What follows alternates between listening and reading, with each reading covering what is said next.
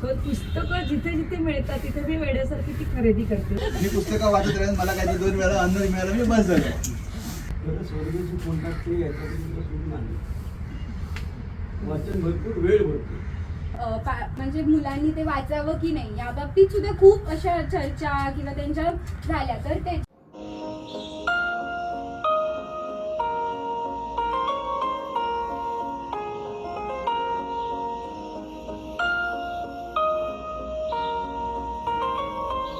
इतकं साहित्य वाचल्यानंतर मला असं वाटतं की जरी मराठीत असलं तरी एक होता कारवार हे कारवारांच्या जीवनावर प्रकाश टाकणारं सगळ्यात उत्तम पुस्तक आहे.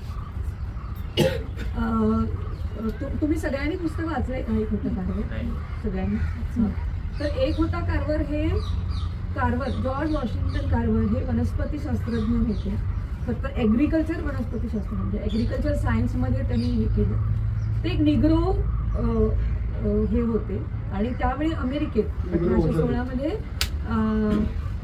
हे होतं म्हणजे गोरे आणि काळे ह्यामध्ये फार हे केलं जायचं. ते लोक आपल्याला असतात की आपल्यामध्ये जाती व्यवस्था वगैरे आहे वगैरे वगैरे, पण तिकडचं जे परिस्थिती त्या पुस्तकातनं जेव्हा तुम्ही वाचता तेव्हा तुमच्या लक्षात येतं की हे सगळीकडेच आहे. दुय्यम समजलं जाणं किंवा हे, आणि त्याच्यातून वर येणारी मुलं कशा परिस्थितीत वर येतात आणि परिस्थितीला तोंड देऊन एका उच्च स्थानावर जाऊन लोकांसाठी काम करण्यासाठी जगतात याचं उत्तम उदाहरण म्हणजे जॉर्ज वॉशिंग्टन कारवार. त्या पुस्तकातून आपल्याला त्यांचा जन्म कसा झाला, ते स्लेव्ह होते आणि कारवारच्या फॅमिलीने त्यांना घोडा विकून त्यांची सुटका केली. म्हणजे त्यावेळी कसं पळवले जायचे, जे गुलाम होते त्यांना पळवलं जायचं. माझ्याकडे जर गुलाम असतील तर काहीतरी टोळी यायची आणि माझ्याकडचे गुलाम घेऊन जायचे, असं त्यावेळी चालायचं. तर त्याच्या आईला, कारवारच्या आईला आणि त्याच्या बहिणीला त्या टोळीने पळवलं गुलाम म्हणून, आणि कारवारने या मुलाला सोडवून आणलं एक घोडा विकून. ते स्लेव्हरीच्या विरुद्ध होते आणि तो मुलगा अगदी किडकिडीत होता, त्याला बोलता येत नव्हतं आणि त्याला वुपिंग कफ नावाचा खूप असा विचित्र आजार होता. मग या सुजन आणि कारवार यांनी त्याचा सांभाळ केला. 10 वर्षापर्यंत त्याला वाढवलं आणि त्याला निसर्गाची फार आवड होती उपजतच, आणि तो बाकीच्यांशी नाही बोलला तरी तो झाडांशी बोलायचा. मग त्या सुजन मावशी असं वीणा गवाणकरांनी आपल्या पुस्तकात ते छान वर्णन केलं त्याचं. तर सुजन मावशी त्याला सांगते की तू आता गुलाम नाही आहेस, तुला जगण्यासाठी खूप कष्ट घ्यावे लागतील, पण तू दुसऱ्यांचं हे कधीच घेऊ नको, म्हणजे दबाव कधीच घेऊ नको, तू स्वतःसाठी जग आणि कष्ट करून जग, हे त्यांनी त्याला शिकवलं. बायबल वाचायला दिलं, वाचायला लिहायला शिकवलं. त्यानंतर त्या निग्रोसाठी शाळा नव्हत्या, त्यामुळे ते निओशी नावाच्या गावात जातात आणि तिथे त्या शाळेत त्यांचं हायस्कूल पूर्ण होतं. मोठं होता होता त्यांची चित्रकला आपल्याला आहे हे त्यांच्या लक्षात येतं आणि तिथे पण त्यांना काही माणसं भेटतात जी त्यांच्या आयुष्यात त्यांना आधार देतात, पण स्वतः जगण्यासाठी त्यांना खूप कष्ट करावे लागतात. म्हणजे फीज नसायची शाळेत पे करण्यासाठी, तर ते इस्त्री करून द्यायची मुलांच्या, म्हणजे जे कोण मुलं असतील त्यांच्या कपड्यांना इस्त्री करून देणे, भांडी घासणे, जेवण बनवणे. आपण आता जी NEP जी संकल्पना म्हणतो ना, असं काहीसं जीवन ते आपल्या आयुष्यात फक्त शिकण्यासाठी जगले. त्यांनी आयुष्यात इतक्या गोष्टी केल्या की ते उत्तम स्वयंपाकी होते, ते उत्तम पेंटर होते आणि पुढे जेव्हा त्यांना गरज पडली आपल्या बांधवांना, निग्रो बांधवांना मदत करण्याची, तेव्हा त्यांनी या सगळ्याचा त्यांना उपयोग झाला. सो आपल्या आयुष्यात आपण वेगवेगळ्या स्किल्स शिकल्या पाहिजेत, ते आपल्याला कुठे ना कुठेतरी उपयोगी पडतात. ही शिकवण मी त्याच्यातून घेतली. आणि पुन्हा मग त्यांना त्यांच्या ग्रेड्स चांगल्या होत्या, त्यामुळे त्यांना एका कॉलेजमध्ये ॲडमिशन मिळालं. पण जेव्हा ते त्या कॉलेजमध्ये गेले ॲडमिशन घेण्यासाठी, तर त्यांना सांगण्यात आलं की तुम्ही निग्रो आहात, त्यामुळे आम्ही तुम्हाला घेणार, आमच्याकडनं चूक झाली तुम्हाला सिलेक्ट करण्यात. आणि तो त्यांच्या आयुष्यातला खूप असं दुःखद घटना होती, पण त्यालाही पचून. आणि हा सगळा प्रवास वाचताना आपल्या डोळ्यासमोर वीणा गवाणकरांनी ते इतकं सुंदर वर्णन केलंय की वाटेतून जाताना एका निग्रोला आगीत जाळताना त्यांनी मागितलं मग त्याच्या बुटाचा वास, म्हणजे मला ते वाचताना असं वाटलं की मी खरंच तो वास घेते की का, इतकी मी त्या घुसले पुस्तक. आणि मग ते त्याच्यानंतर ते सिम्सन कॉलेजमध्ये जातात, तिथे वनस्पतीशास्त्र शिकतात आणि त्याच्यामध्ये PhD मिळवतात. त्यांना आयोवा स्टेटमध्ये चांगल्या पगाराची नोकरी मिळणार असते कॉलेजमध्ये.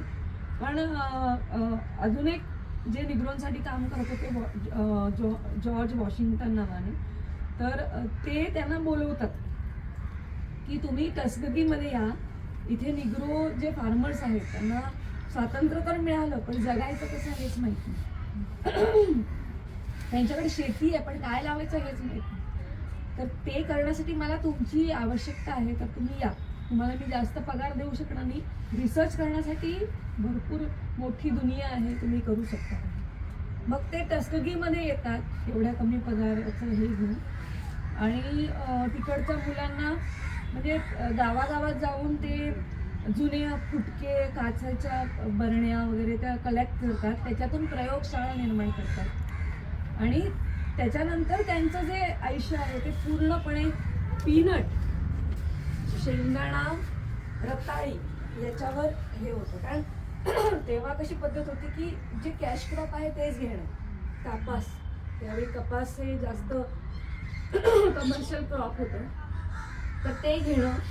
आणि त्याच्यामुळे काय व्हायचं, जशी आपल्या शेतीची आत्ता परिस्थिती आहे की खूप फर्टिलायझर्स वापरल्यामुळे जमिनीचा जो सत्यानाश झालेला आहे, तसंच त्यावेळी तिकडच्या अमेरिकेतल्या शेतकरी बांधवांना झालं होतं. आणि ते कापासीचीच शेती करायची. तर हे न करता शिफ्टिंग हे कसं करायचं ते त्यांनी फार्मर्सना शिकवलं. आधी त्यांची खूप मस्करी झाली की हा कोण आपल्याला येऊन सांगणार, त्यात तो निग्रो आहे आणि ह्याला काय माहिती आहे असं वगैरे सगळं त्यांची खूप मस्करी होते, त्यांची खूप असं हे होतं. पण ते न डगमगता प्रयोग करत राहतात, ते दाखवून देतात लोकांना आणि ते लोक ॲडॉप्ट करतात. म्हणून त्यांना त्यावेळेचे जे प्रेसिडेंट होते ते बोलवतात लेक्चर देण्यासाठी पीनटवर. बरं, ते लोकांना पटवून देण्यासाठी तर ते काय करतात की नुसते पेपर घेत नाही, पीनट पासून त्यांनी 300 पदार्थ बनवले. म्हणजे हे माझ्यासाठी आजही आश्चर्य आहे. मी अजूनही शोधते की काय काय त्यांनी बनवलं असेल. आणि रताळ्यापासून पीठ वगैरे असं खूप काय काय.